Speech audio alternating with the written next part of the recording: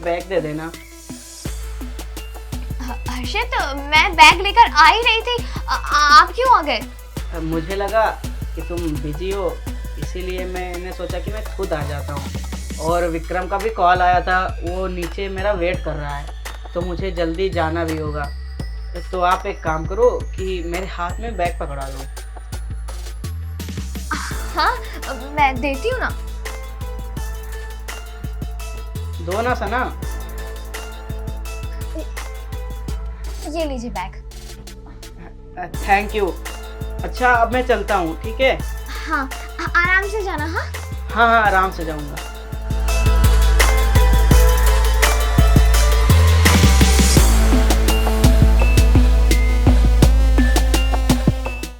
यार सना, कब तक हम ऐसे छुप छुप के मिलते रहेंगे यार? अरे तुम डिवोर्स क्यों नहीं दे देती उससे? अरे सुमित, तुम पागल हो गए हो क्या? कुछ महीने की बात है, फिर हमारा उससे पीछा छूट जाएगा। उसके बाद हमें इस तरह चुप चुप के नहीं मिलना पड़ेगा। लेकिन कब तक ऐसे चलेगा यार? सुमित, तुम समझ नहीं रहे हो। जब तक वो हमारे रास्ते से नहीं हट जाता, हमें इसी तरह चिपकर मिलना होगा। और वैसे भी उसके पास इतना सारा पैसा है, मैं उसे यूं ही नहीं जाने दे सकती। तुम्हारे ऊपर भी इतना पैसा उड़ाती हूँ मैं, इतना कुछ खर्च करती हूँ, वो सब उसी का तो है, वरना मेरे पास इतना पैसा कहाँ है? और उसकी जो बाकी की बची हुई दौलत है, वो सब मुझे हड़पनी है। चलो ठीक है, ये बात तो तुम ठीक कह रही हो और मुझे तुम पे पूरा भरोसा है। और लूटो ना उसको, अच्छे से लूटा जाए। वो तो मैं कर ही रही हूँ, अभी तुम्हें अंदाजा भी नहीं है कि उसे और कितना लूटने वाली हूँ। चलो मैं चलती हूँ, मुझे देर हो रही है। किसी ने हमें इस तरह देख लिया ना तो दिक्कत हो जाएगी।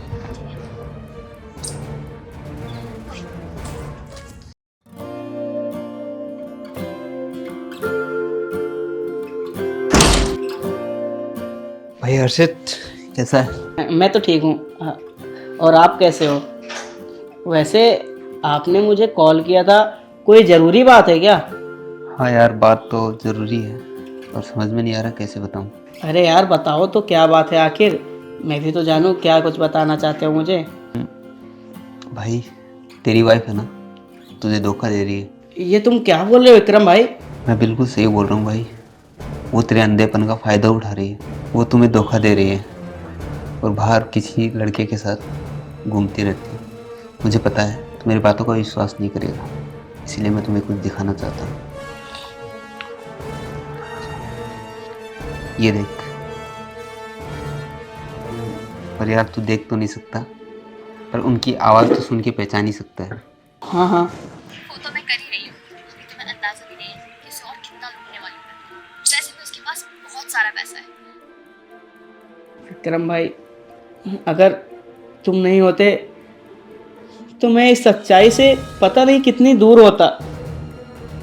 आज तुमने ये सच्चाई मुझे पता कि बहुत बड़ा एहसान किया। तुम्हें पता है, मैं ना काफ़ी दिनों से ये नोटिस कर रहा हूँ कि मेरे घर में कोई आता जाता रहता है, और जब भी मैंने सना से पूछा तो उसने यही बताया कि यहाँ पर कोई नहीं है। लेकिन आज वो मेरा शक दूर हो गया है। अगर भाई तुम नहीं होते तो मैं इस सच्चाई से पता नहीं कितने कोसों दूर रहता। आने दो, आज उसे मैं इस घर से बाहर निकाल दूंगा।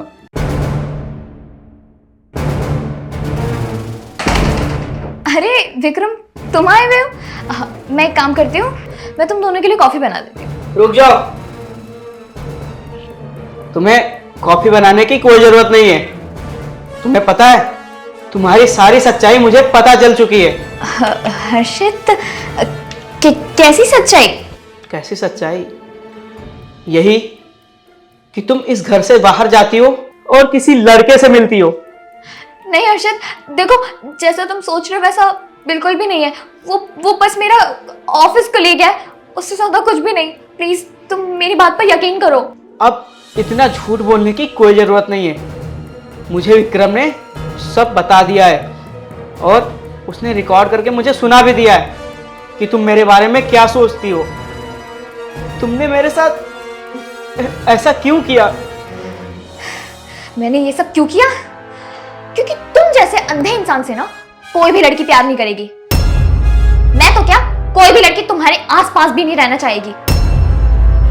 मैं तुम्हारे साथ सिर्फ और सिर्फ तुम्हारे पैसों के लिए थी, क्योंकि मुझे तुमसे नहीं, तुम्हारे इस घर, तुम्हारी गाड़ियां, तुम्हारी प्रॉपर्टीज, इससे प्यार था।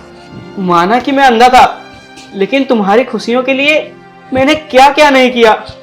खैर, अब ये सब बातें छोड़ो। मैं अब यही चाहता हूं कि तुम मेरे घर से अब चली जाओ। मैं तुम्हारे घर पे तलाक के पेपर भिजवा दूंगा। निकल जाओ मेरे घर से। हर्षित, तुम ये क्या बोल रहे हो? तुम ऐसे कैसे कह सकते हो? मैं तुम्हारी बीवी हूँ। मेरी बीवी तुम थी, लेकिन तुमने मेरे साथ विश्वासघात किया है। अब तुम मेरी कोई नहीं हो, समझी तुम? चली जाओ मेरे घर से, और इस घर में तुम्हारे लिए कोई जगह नहीं है। जाओ यहां से।